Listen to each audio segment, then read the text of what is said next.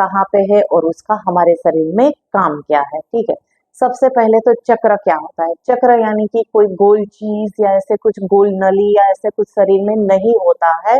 एक ऐसा पॉइंट हमारे शरीर के अंदर की तरफ का जहाँ पे सारे एनर्जी के चैनल आके मिलते हैं। वो जो जहाँ पे भी आके मिलते हैं वहां पे एक राउंड या तो फिर एक सर्कल शेप बनाते हैं जिसको बोलते हैं चक्र। दूसरा, चक्रों की संख्या। चक्रों की संख्या होती है 8 होती है, पर एक्चुअली ये 114 होते हैं, जिसमें से मेन या तो सबसे जरूरी 8 चक्र होते हैं, उसमें भी 7 सबसे ज्यादा जरूरी होते हैं। चक्रों की स्थान हमारे शरीर में पूरा अलग अलग है। वो मैं जैसे जैसे चक्र के बारे में बताती जाऊंगी उसके बारे में आपको उसका स्थान भी बताती जाऊंगी। हमारे एनर्जी के चैनल यहाँ यहाँ यहाँ पे, हाथ में, पैर में, सब जगह पे अलग अलग होते हैं। ऐसे करके 114 है।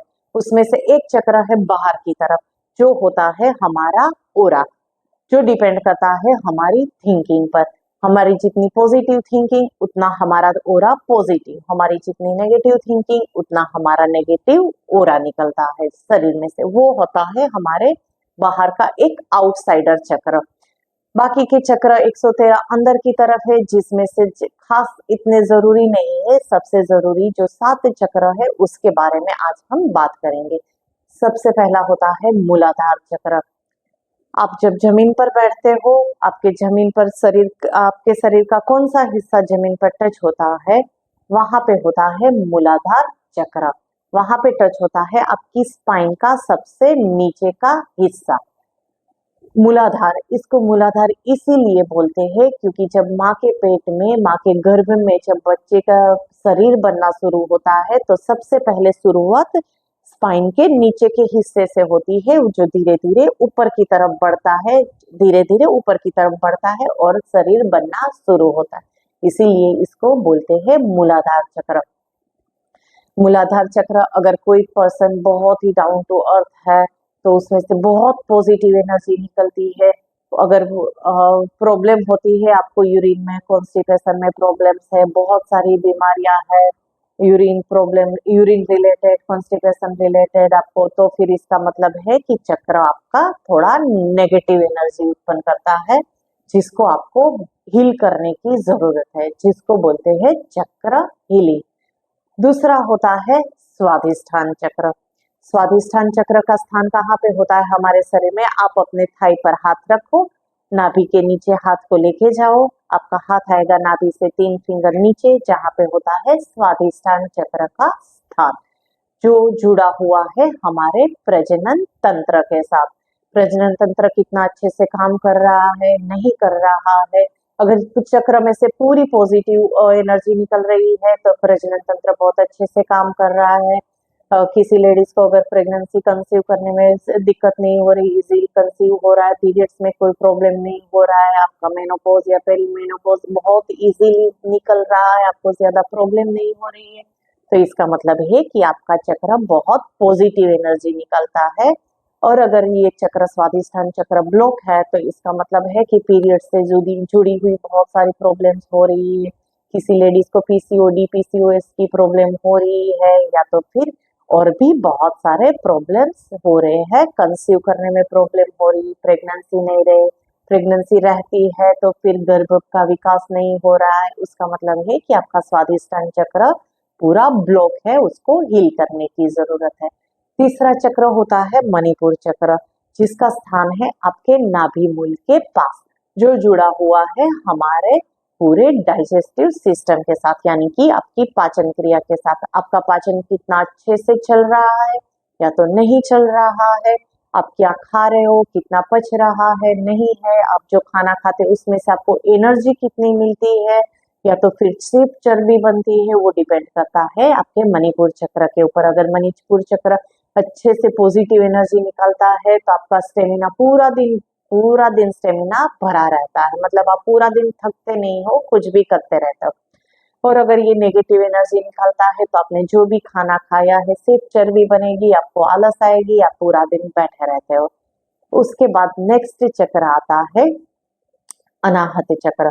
छाती के मध्य में यहाँ पे उसका स्थान होता है अनाहत चक्र का। अगर आप पूरा दिन गुस्सा रहते हो, आपको कोई पसंद नहीं है, मतलब किसी से बात करना अच्छा नहीं लगता है, इसका मतलब है कि आपका अनाहत चक्र ब्लॉक हो चुका है और इसमें से पूरी नेगेटिव एनर्जी निकल रही है। अगर आपको सब लोग अच्छे लग रहे हैं, आप किसी को भी इजीली माफ कर सकते हो, सबको अच्छे से प्रेम से, दया, करुणा से किसी से के साथ बात कर सकते हो, इसका मतलब है कि आपका अनाहत चक्र जो है वो पूरी पॉजिटिव एनर्जी रिलीज कर रहा है। उसके बाद नेक्स्ट, इसके बाद हम आएंगे त्रिशुद्धि चक्र पर, गले के मध्य में थायराइड ग्रंथि के ऊपर जिसका स्थान होता है, यहाँ पे होता है विशुद्धि चक्र।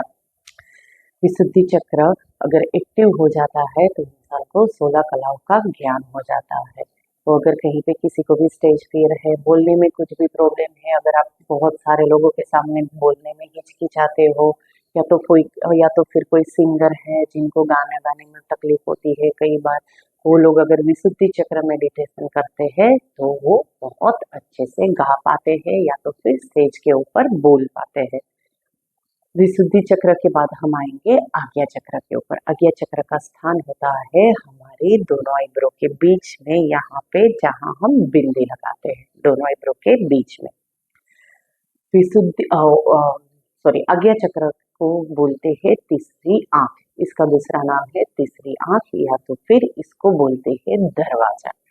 हाँ, ये है दरवाजा। हमारी एक होती है बाहर की भौतिक दुनिया और एक होती है हमारे अंदर की आध्यात्मिक दुनिया। इन दोनों के बीच का दरवाजा है आज्ञा चक्र। अगर कि कोई इंसान आज्ञा चक्र पर ध्यान लगाता है, ये आज्ञा चक्र पर ध्यान लगाता है तो वो दरवाजा खुल जाता है, वो पूरी तरह से आध्यात्मिक दुनिया में डूब जाता है। आज्ञा चक्र का बीज मंत्र है ओमकार। उसके बाद हम बात करेंगे सहस्त्रार चक्र की। सहस्त्रार चक्र होता है सिर के मध्य में, यहाँ पे जहाँ पे होता है, जिसको बोलते हैं ब्रह्म रंध्र। सहस्त्रार चक्र का बीज मंत्र भी ओमकार है। अगर सहस्त्रार चक्र एक्टिव हो जाता है तो इंसान को विजडम, नॉलेज, बहुत समझ सारी आ जाती है। बस इतना ही सिर्फ चक्रों के बारे में, ये मैंने बताया थोड़ा सा बेसिक सी जानकारी चक्रों के बारे में। अभी अगले वीडियो में हम चक्र मेडिटेशन कैसे करना है मैं वो बताऊंगी। प्रत्येक चक्र का अपना एक बीज मंत्र होता है, या तो आप एक एक चक्र के ऊपर मेडिटेशन भी कर सकते हो, या तो फिर आप एक साथ 8 चक्रों के ऊपर भी मेडिटेशन कर सकते हो। मेरे ऐसे ही और वीडियो देखने के लिए मेरे चैनल को सब्सक्राइब करें और फेसबुक और इंस्टाग्राम मेरे पेज को फॉलो करना ना भूलें। नमस्कार।